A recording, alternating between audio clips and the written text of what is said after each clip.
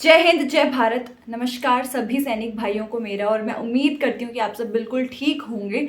अब ग्वालियर चंबल के जो हमारे सैनिक हैं, जो जवान हैं, वो जो है इस वक्त बहुत ज़्यादा भड़के हुए हैं और बहुत ज़्यादा गुस्से में हैं। और गुस्से में आखिर वो क्यों हैं? उनकी भी कोई ऐसी मजबूरी है कि वो गुस्सा कर रहे हैं और प्रदर्शन कर रहे हैं वो अपना, और किस चीज़ को लेके प्रदर्शन कर रहे हैं वो मैं आपको बताऊंगी। उसके बारे में हम चर्चा करेंगे। एक बार उन्हीं की पहले ये वीडियो देख लीजिए कि क्यों वो कर रहे हैं। उनका हक जो है वो छीना गया है और इसलिए वो प्रदर्शन कर रहे हैं। अब आप एक बार ये वीडियो देख लीजिए।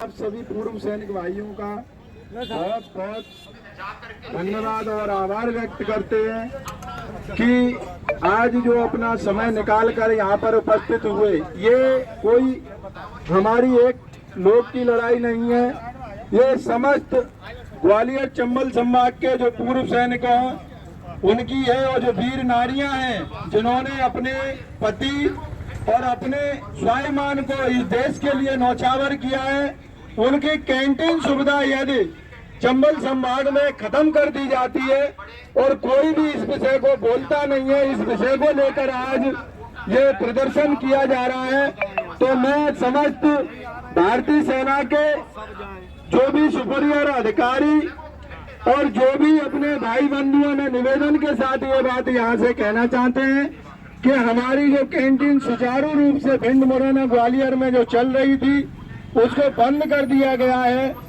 उसी विषय को लेके आज सब हम यहाँ पे एकत्रित हुए हैं। सभी संगठन ग्वालियर चंबल संभाग से लेकर भिंड मुरैना ग्वालियर के सभी यहाँ पे पूर्व सैनिक एकत्रित हुए हैं। मैं स्टेशन कमांडर महोदय से निवेदन करता हूँ कि हमारे जो सैनिकों की कैंटीन बंद की गई है उसको सुचारू रूप से चालू करने का नियम बनाएं और हमको अवगत कराएं। फौजी हमारे देश के जो है, जवान हमारे देश के जो है, आप लोग अच्छे से जानते हैं कि कितनी मेहनत करते हैं, कितनी कोशिशें करते हैं, और उसके बावजूद जो है उनका इस तरीके से हक मार लिया जाता है, छीन लिया जाता है। यहाँ पे ये जो अपनी बात रख रहे हैं, इन्होंने ये जो पूरी मीटिंग रखी है, ये जो प्रदर्शन यहाँ पे कर रहे हैं, ये कर रहे हैं अपनी कैंटीन के लिए।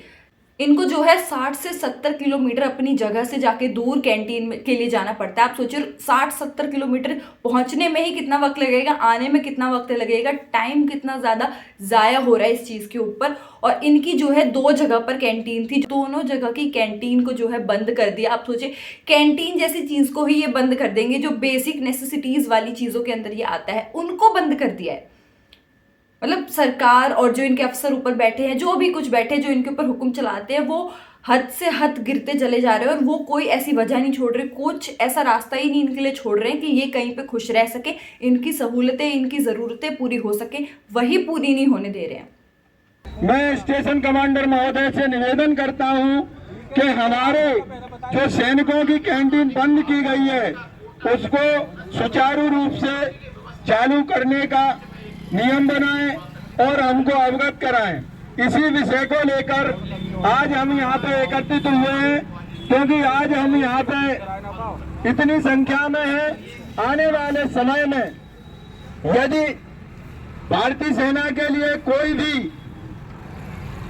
जो ऐसी विपत्तिजनक टिप्पणी आती है, क्योंकि यहाँ पे हमारे सब वरिष्ठ श्रेष्ठ कैप्टन, सूबेदार मेजर, सूबेदार, नायक सूबेदार और देश के पूर्व सैनिक हैं जिन्होंने अपने कीमती पलों को देकर इस देश की, इस चंबल संभाग की रक्षा के लिए अपना योगदान दिया है। कैंटीन बंद किसने करी है? जो स्टेशन कमांडर ग्वालियर के हैं, उन्होंने इनकी कैंटीन को बंद कर दिया है। दुख इन्हें इस बात का है, और इसे जो है, इस कैंटीन को जब ये बंद किया गया तो बिना बताए, बिना इनको इन्फॉर्मेशन दिए, ना कोई लेटर जारी किया, कुछ नहीं किया, और अचानक से इनकी कैंटीन बंद हो गई है। प्रॉब्लम ये है कि आप बिना बताए कैसे बंद कर सकते हैं, और दोनों की दोनों ही जगहों पर कैसे बंद कर सकते हैं। मरहुआ में भी पहले बंद कर दी और भिंड में भी बंद कर दी इन्होंने, तो इस तरीके की चीज़ें नहीं कर सकते हैं। इनको एटलीस्ट कोई लेटर उन तक जारी करना चाहिए, उन तक पहले अपनी बात पहुंचा देनी चाहिए कि वो बंद करने जा रहे हैं। और अगर आप बंद कर रहे हैं तो किस तरीके से आप उस सुविधा को, अगर टेम्परेरी बंद कर रहे हैं तो किस तरीके से उस सुविधा को जो है उन तक पहुंचाएंगे, ये आपको पता होना चाहिए। और ये भी उनको पता होना चाहिए, उन सैनिकों को पता होना चाहिए। क्योंकि ये देखिए आपकी ये सरकारी व्यवस्था है और ये सेना के लिए व्यवस्था करी गई है। इतना ये जो फंड आता है सेना के लिए जो सरकार भेजती है, वो किस लिए भेज रही है?